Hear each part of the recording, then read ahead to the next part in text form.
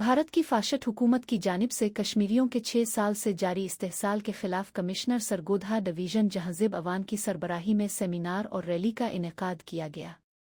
Seminar में additional deputy commissioner general Mohammad Abubakar, ADC head quarter Majid bin Ahmad और assistant commissioner Shireen Gill और doctor Haroon al Rashid Tabassum समेत इंतज़ामी अफसरान और सरकारी मुलाजमीन, तलबा तालिबात समेत हर शोबा ज़िंदगी के अफराद ने कसीर तादाद में शिरकत की। रैली आर्ट्स काउंसिल कम्प्लेक्स से शुरू हुई, जो डीपीओ चौक पहुंचकर इख्तिताम पजीर हुई।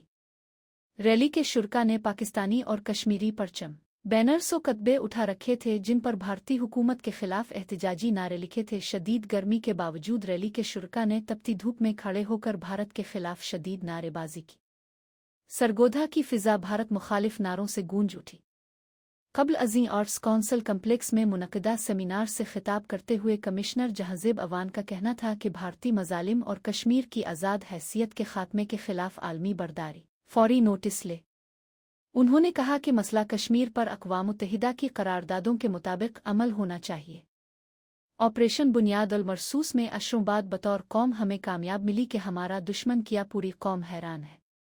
आज पाकिस्तान को पूरी दुनिया में इज़्ज़त व वक़ार से देखा जा रहा है।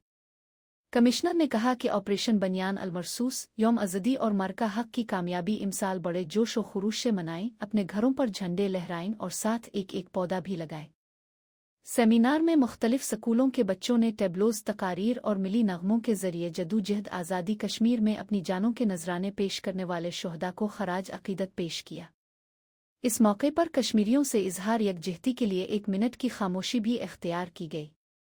बाद अज़ां कमिश्नर जहाज़िब अवान ने आर्ट्स काउंसिल के ज़ेर एहतिमाम कश्मीरियों पर भारतीय मज़ालिम के खिलाफ तस्वीरी नुमाइश का भी इफ्तिताह किया। नुमाइश में मकबूजा कश्मीर के मज़लूम अवाम पर भारतीय फ़ौज की बर्बरियत और मज़ालिम की तस्वीर के ज़रिए अक्कासी की गई।